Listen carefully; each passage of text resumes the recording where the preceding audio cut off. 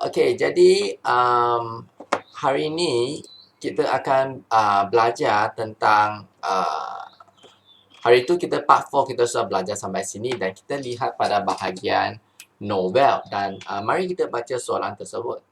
Okey, soalan 3 novel iaitu 10 markah. Pengajaran sering dipaparkan oleh penulis sesebuah novel supaya dapat ditelani oleh pembaca.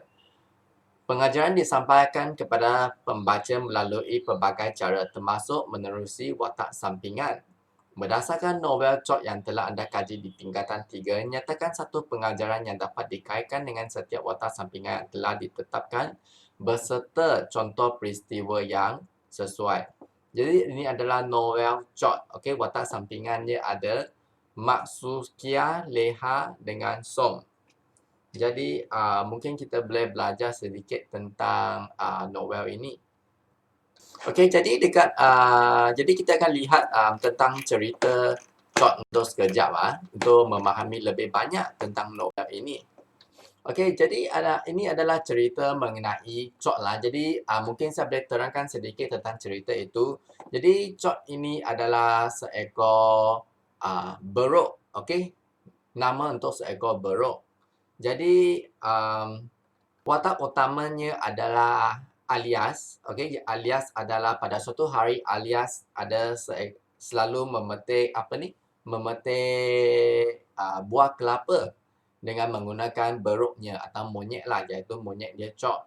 Pada suatu hari Chot sudah hilang kerana sudah hilang, maka dia pun nak cari Chot. Tapi dia tak dapat cari Chot, maka Alias pergi ke sekolah. Apabila sampai di sekolah, cikgu itu sangat marah kepada budak itu iaitu Alias kerana kenapa lambat. Jadi cikgu itu marah-marah sampai dia terjatuh dan terlanggar sehingga dia punya telinga dia berdarah kerana dia terjatuh. Cikgu Sunan pun tanyalah, mengapa engkau tak datang ke sekolah, mengapa lambat? Tapi sebenarnya Alias dia datang lambat kerana dia perlukan monyet itu untuk Chot lah. Dia perlukannya untuk memetik kelapa supaya ada duit untuk keluarganya sebab keluarganya sangat miskin. Jadi apabila beberapa hari kemudian kerana telinga dia berdarah, dia mula bernanah. Ada nanah. Dan apabila telinganya ada nanah, dia tidak mahu pergi ke sekolah. Kerana apabila di sekolah ada banyak kawan yang ejek dan ketawa dengan Alias. Jadi dia pun tak pergi sekolah lebih daripada seminggu. Selepas seminggu, cikgu dan guru besar pun berasa hairan.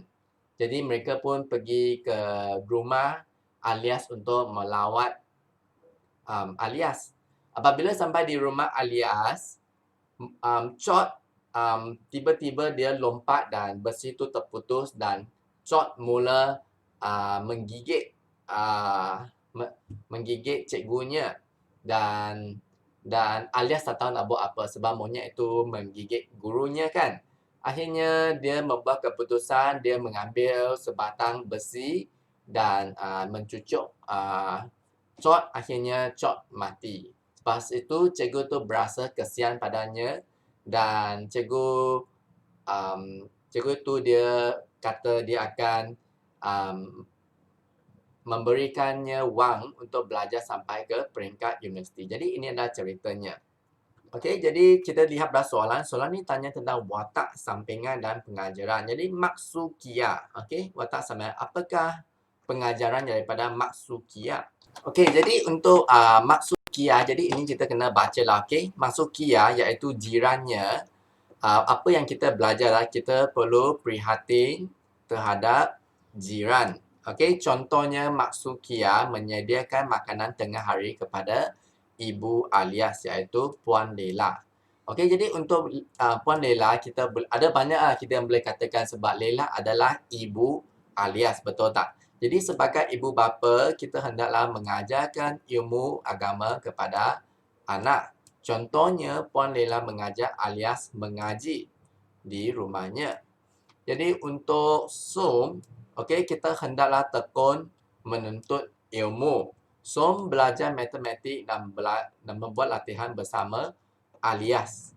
Okey, jadi ini adalah ceritanya. Jadi ini adalah 10 markah, maka lebih kurang setiap isi lebih kurang ke 3 ke 4 markah lah, okey. Jadi kita perlu bagi satu pengajaran kemudian satu contoh.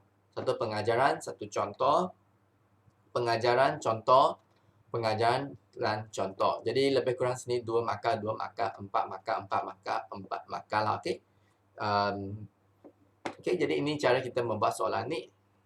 Dan kita teruskan pada soalan yang berikut. Okey, jadi inilah soalan tentang ringkasan. Jadi, jom kita baca. Baca petikan di bawah dengan teliti. Berdasarkan petikan tersebut, tulis sebuah ringkasan tentang punca-punca berlakunya bekalan air bersih di negara kita.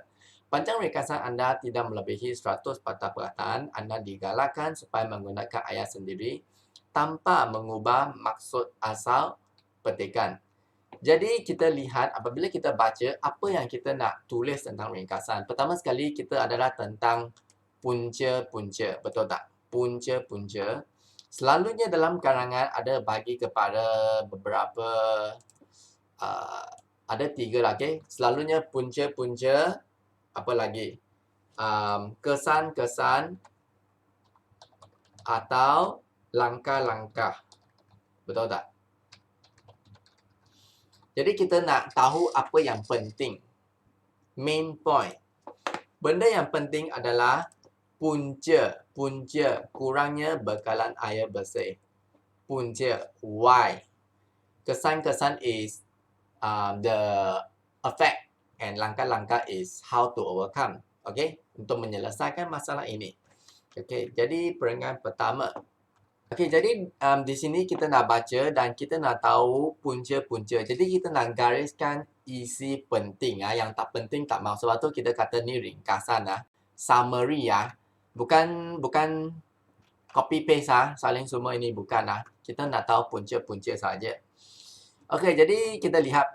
Ayat merupakan sebuah pelajaran kelasian berlaku. Okey, ini adalah satu pengenalan. Banyak sungai. Okey, ini bukan punca. Walau bagaimanapun Malaysia terdapat risiko bekalan air jika tidak jaga. Ini pun bukan punca. Peningkatan peminat air akibat pertambahan bilangan penduduk.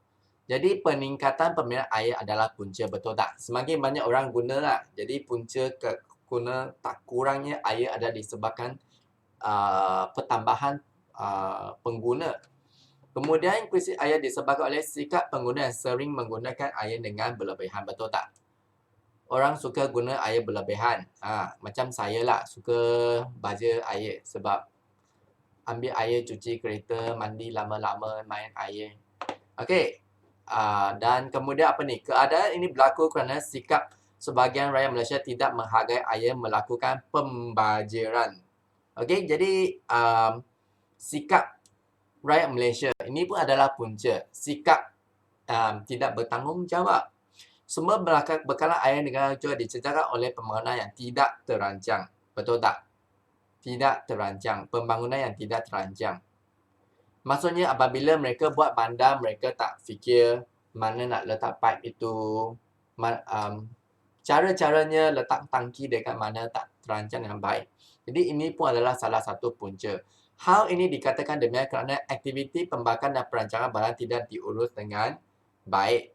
Ini adalah satu huraian. Anda lihat tak? Point dia adalah kekurangan perancang. Explanation iaitu huraiannya adalah aktiviti pembalakan. Jadi ini bukan punca. Puncanya saya sudah gariskan ke atas. Okay? Ini lebih kepada huraian. Sehubungan dengan itu, semua pihak yang bertanggungjawab perlu mengambil inisiatif untuk menangani isu pembalakan. Ini punca. Bukan kan? Ini bukan punca. Malaysia juga dilanda beberapa isu krisis pada masa kerajaan telah menjatuh air. Menjatuh air maksudnya Isnin ada air, Selasa tak ada air, Rabu ada air. Pernah kan? Kamu pernah. Jadi ini maksudnya kerajaan menjatuh air. Tapi ini bukan punca. Ini adalah kesan atau huraiannya. Selain itu, pelaburan sisa toksik ke dalam sungai. Lepas toksik adalah punca tak? Pelepasan toksik, ya. Sebab kalau lepas toksik, maka air tercemar, maksudnya tak ada air lah. Sebab air sudah cemar, macam mana nak bagi kepada penduduk untuk minum. Di samping itu, kemudian tapak pelupusan tanah pemberan sungai menghasilkan air licin mencemarkan sungai. Okey, iaitu tapak pelupusan sampah. Betul tak? Kalau ada sampah di sungai, sungai kotor, macam mana nak bagi air kepada penduduk? Ini pun adalah satu punca. Keadaan ini menunjukkan kualiti air semakin mesorot. Selain itu, masalah kecurian air juga berlaku. Betul tak? Kalau banyak orang curi air masa tak ada air, sebenarnya itu masa depan dan nasib sumber air negara terletak di tangan kerajaan. Adakah ini punca? Ini bukan punca kan? Dia cuma katakan kita semua perlu bertanggungjawab untuk mengenali masalah ini. Okay, jadi kita ada banyak isi yang kita boleh dapat. Okay? Jadi kita ada berapa isi? Kita ada 1 isi, ada 2, ada 3 isi, ada 4 isi, ada 5 isi, 6, 7. Okey, jadi dalam petikan ini kita ada 7 isi. Macam mana kita nak tuliskan isi-isi ni? Sebenarnya permulaannya tak ada 2 lah. Antara punca-punca berkurangnya kekurangan bekalan air ialah bla bla bla bla bla bla bla bla bla. Betul tak? Itu adalah pertama. Atau kita katakan punca-punca berkurangnya air adalah bla bla bla bla bla bla bla bla. Suka pada anda lah. Anda nak guna antara pun boleh. Anda nak mula dengan punca-punca boleh. Kalau saya rasa saya akan mula dengan punca-punca lah. Okey, jadi di kat sini ini kamu kena hafal lah. Kalau kamu tak nak hafal, kamu boleh guna ayat sendirilah. Kalau bahasa Melayu kamu baik, kamu guna ayat sendiri. Kalau bahasa Melayu kamu kurang baik, jadi anda hafal lah. Okay? Ikut ni saja. Jadi anda boleh tulis antara punca-punca kekurangan bekalan air bersih ialah apa? Peningkatan permintaan air oleh pengguna. Nokta. Kemudian, apa-apalah. Okey, atau anda boleh tulis antara punca-punca kekurangan air ialah kekurangan peningkatan permintaan air. Selain itu, anda lihat pada isi kedua. Sikap pengguna yang sering menggunakan air secara berlebihan juga menyebabkan kekurangan bekalan air bersih. Nokta. Seterusnya apa? Poin nombor 3 dan 4. Sikap sebahagian rakyat Malaysia yang tidak menghargai air dan melakukan pembajiran juga menyebabkannya kekurangan. Juga merupakan salah satu faktor kekurangan air bersih. Jadi anda kena guna ayat sendirilah. Anda tukar sikit dan gunakan. Jangan salin lah. Jangan salin semua. Kena tukar sikit-sikit lah. Sebab selain itu, selepas guna seterusnya. Saya sudah cakap belum seterusnya. Seterusnya. Kemudian seperkara lagi. Anda boleh kata lagi. Seperkara lagi. Tapak pelupasan sampah berhampiran dengan sungai mencemarkan air dan menyebabkan kekurangannya bekalan air bersih. Akhir sekali, masalah kecurian air oleh pengguna yang tidak bertanggungjawab juga menyebabkan krisis air. Habis. Okey. Jadi ini adalah 100 patah perkataan. Jangan tulis lebih daripada 100 patah perkataan. Okey. Boleh tak? Okey, jadi saya gunakan teknik ini dan saya cuma salin masuk ayat tersebut dan tambah sikit perkataan ayat sendiri kan. Kalau kamu salin pun betul. Kalau kamu salin, cikgu tak boleh bagi salah. Tapi cikgu boleh bagi markah kurang. Sebab cikgu akan tanya kamu, apa kamu buat? Kamu bukan buat karangan. Kamu salin karangan. Bukan buatlah, salin. Jadi jangan salin. Tulis sebuah karangan. Okey, tambah sini. Tuliskan ringkasan bukan salinkan. Salin salin semua orang boleh buat. Tapi you salin tak ada salah Cikgu masih bagi betul. Cuma markahkan kurang. Jadi ubah sikit, okey.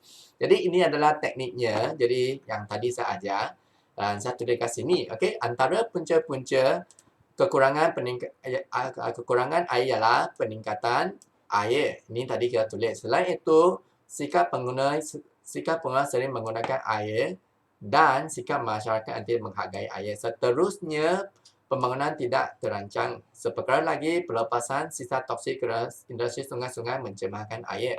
Akhir sekali, keberjalanan tapak peluang sampah dan masalah kecurian air merupakan salah satu faktor kekurangan air. Okay? Jadi ini adalah cara untuk menulis satu ringkasan. Okey, jadi kita lihat pada sini. Lihat gambar di bawah dan teliti, kemudian tuliskan ulasan. Atas sini kita baca ringkasan. Bawah sini kita baca ulasan. Jadi apa beza ulasan dengan ringkasan? Okey, jadi sebenarnya ringkasan dan ulasan tak ada banyak, bukan tak ada banyak beza. Ringkasan adalah summary lah, macam kamu sudah baca, give a summary. Jadi ringkasan lebih kepada reporter baca ringkasan dia tulis. Ini pun ulasan pun lebih kepada reporter type maksudnya wartawan kan. Jadi dia sudah baca sini dan dia rasa dia nak kata poster ini tentang apalah tentang hari kantin dan ada pelbagai acara. Ada banyak benda kita boleh katakan. Ini lebih kepada ringkasan, lebih isinya lebih kepada ini sahaja. Jangan cakap benda lain dalam kategori ini. Dan ulasan, banyak benda anda boleh cakap. Betul tak? Anda boleh cakap tentang tersurat, anda boleh cakap tentang tersirat. Maksudnya pendapat anda. Ni jue de. Sini anda tak boleh cakap ni jue de lah. Okay? Sebab sudah memang macam ini. This is a fact. Ini anda boleh tulis isi tersirat ni jue de. Hari kantin adalah sangat penting kerana hari kantin akan mengajar murid-murid untuk bekerjasama. Ini adalah isi tersirat. Tapi sini tak tulis bekerja sama. Tapi pendapat anda ni jue de是什么. Jadi anda boleh dapat satu markah. Satu isi tersurat, satu isi tersirat. Okey, tersurat anda tahu dan tersirat pendapat kamu. Okey, kita lihat dekat sini. Hari kantin. Satu benda lagi untuk ulasan jangan tulis satu perenggan. Ini anda boleh tulis satu perenggan, okey. Tapi untuk ulasan jangan buat satu perenggan. Tulis dua, tiga atau empat pun boleh. Untuk ini ulasan anda kena tuliskan tersurat dan tersirat, okey. Tersurat, tersirat kena tulis dan carikan contoh daripada sini. Okey, jadi dekat sini kita boleh guna pendahuluan seperti gambar atau poster di atas menunjukkan. Tapi untuk PT3 saya rasa patut tulis terus kepada isi lah. Contohnya kita mungkin boleh mula dengan contohnya hari kantin ialah hari di mana murid-murid dan guru-guru menjual dan membeli makanan.